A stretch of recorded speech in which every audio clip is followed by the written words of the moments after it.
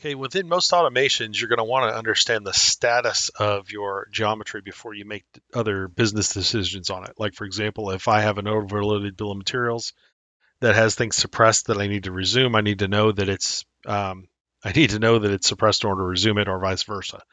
So, or maybe I'm just checking to see if something's there within the model. So, to do this, we actually have a command called GETSTATE, and there's a table variation of this, which we're going to be demonstrating here. And it requires a table as an input, and it's actually going to write to a table as an output. And these are Excel tables. So the reason for this is that the assumption here is that you are going to have a table that's either manually defined or pulls in data from an external file source, like a CSV file, or connects to a database.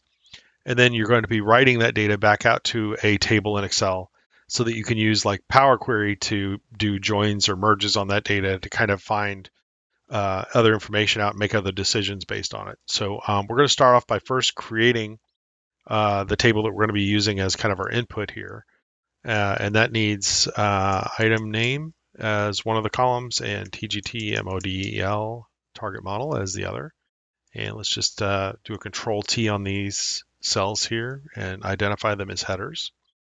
Then we're going to give this table a name like my table. This is just so we can reference it easily. Now the item name is actually what you're going to be iterating on. So in this case, we're looking at assemblies. So we're going to put in, just as a first example here, speaker.asm, which is the current model that is in session right now. And I'm just going to put in a wildcard for all matches. So anything that's in there. So this is going to be my source, my table. And we need to write that to another table, which is going to generate all this stuff. Now we can go create this manually if we want to, but it's actually a lot easier to just do a table create function, and we'll call this status, and that's on sheet 5 is where we're currently our input table is. So we'll just go ahead and add this to sheet 5 too. Sheet 5. So then we just have to have the reference for what's there. Now that table doesn't exist yet, but Nitro-CELL is going to automatically kind of locate a place for it and go ahead and write it in there. So as we look here, you'll see that it created that new table. Expand this out, and if we take a look, you can see that's our status table there. And you can see the status of everything that's there. Now, the cool thing about this is that you can actually come in and say, I'm looking for just anything with s.prt in it, and it'll filter the assembly content to only those items and show us what the status of that is. So if I come in and suppress a few of these items here, like that match with S's, as you can see, I don't think there's anything else that starts. Oh, screen does.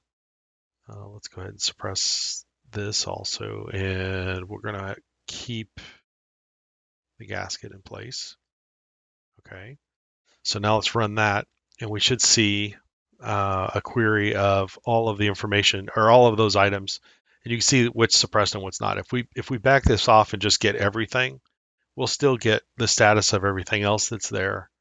Um, but it's just reporting also that the items are suppressed versus active.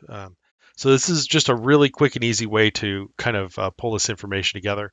And you could also be very generic about this. So if you said, I want any assembly that's in session, go get the status of any components that are there, it would report back. Of course, I only have one in session right now, but it would report back the item name and any content that's there. And then once you have this table can be thrown into Power Query and used to sub-filter it and look for additional things or prune information out of it to make other decisions with quite easily.